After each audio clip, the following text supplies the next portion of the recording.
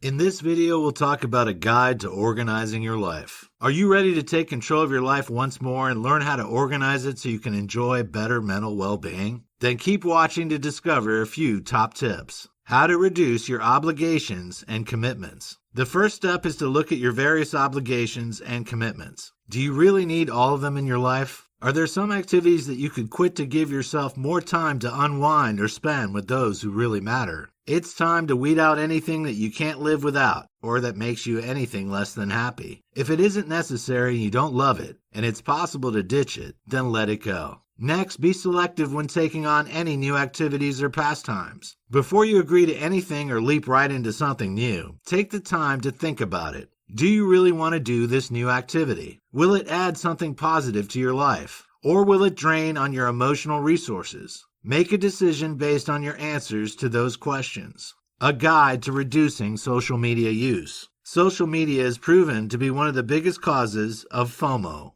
It stands to reason that we look at other people's profiles and often feel jealous of the lives that other people seem to be living. However, it's important to remember that in most cases, people present the image of their lives that they want others to see, rather than depicting the real truth of their situation.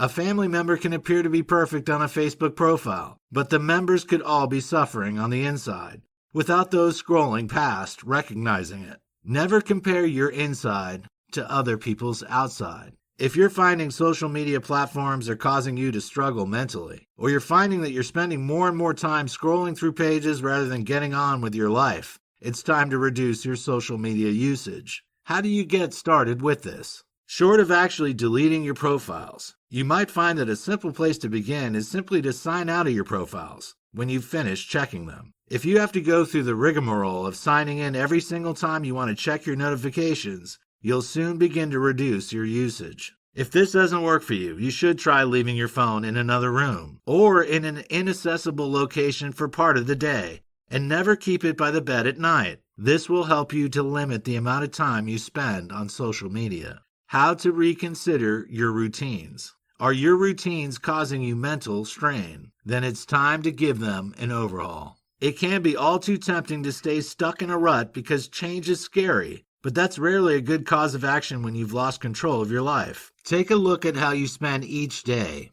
Is it working for you? Which elements are causing you to struggle? How could you move them around to make life easier or less stressful? For example, if you've scheduled a workout at the gym before you go to the office, but you're struggling to get out of bed because you're so exhausted, and then find it difficult to focus at work for the rest of the day because you lack energy, it's time to look at how you can make adjustments.